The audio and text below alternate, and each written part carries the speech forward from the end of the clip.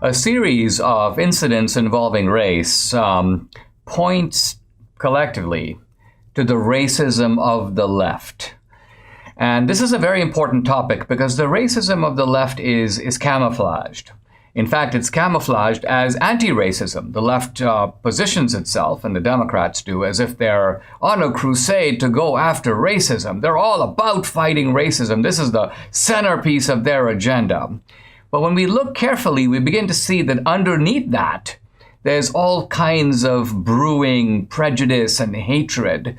Hatred really toward, in some sense, all the major ethnic groups. And I'm going to unravel that in a moment. Let me start with the incidents themselves, and then I'm going to talk about their deeper meaning. So, Joe Biden's Assistant Attorney General, and believe it or not, the Attorney General for Civil Rights, turns out in her background to be an out-and-out racist. In fact, a believer, and you could almost call it black supremacy. Black supremacy. We're talking about Kristen Clark, who was the president of the Lawyers Committee for Civil Rights Under Law. Think about this, an out-and-out anti-white supremacist who is now having all these important civil rights positions and is now the number 2 person in the Justice Department. It was Tucker Carlson who revealed several weeks ago now that Kristen Clark, when she was a student at Harvard, had signed a letter to the Harvard Crimson in which she said, among other things, I'm not quoting her, melanin. Melanin is the agent that essentially is responsible for skin color. I mean, I'm brown because of melanin. Melanin endows blacks with greater mental, physical, and spiritual abilities, something which cannot be measured based on Eurocentric standards. Now, interestingly, when this came up in the media, Kristen Clark tried to sort of cover it up and backtrack. And she said, quote, she's talking here to the Forward newspaper. She goes, "It was meant to express an absurd point of view, fighting one ridiculous absurd theory with another ridiculous absurd theory." So basically, Clark is implying that she was trying to fight against the bell curve and the idea of sort of white superiority, and she was satirically juxtaposing against it black supremacy.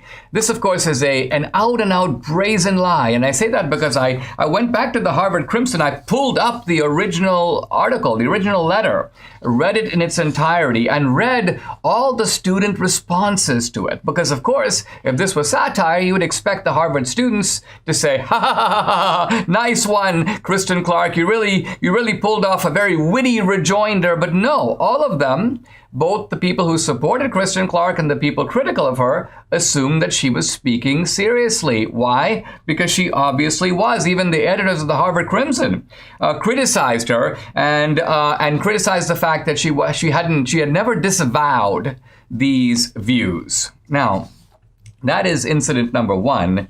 Not only an affirmation of black supremacy, but literally rooting it. And by the way, Kristen Clark at the time was the president of the Black Student Association at Harvard, rooting it in a kind of the pseudoscience of so-called melanin theory. In fact, melanin doesn't endow you with anything intellectually or morally or spiritually. This is all sort of nonsense talk. But nevertheless, there it is. Now, let me pivot to a second incident, equally telling. This is at the University of Illinois at Chicago. There are flyers all over the campus, which basically say, and I'm now quoting the flyer, "Ending white privilege starts with ending Jewish privilege." So the flyer, if you look at it more closely, says things like this: Jewish Americans make up 2% of the population, but 44% of these Jewish Americans are in the top 1%. In other words, whites may be doing well, but Jews are doing even better. And it goes on to say that white privilege is better understood at the very top as really being Jewish privilege.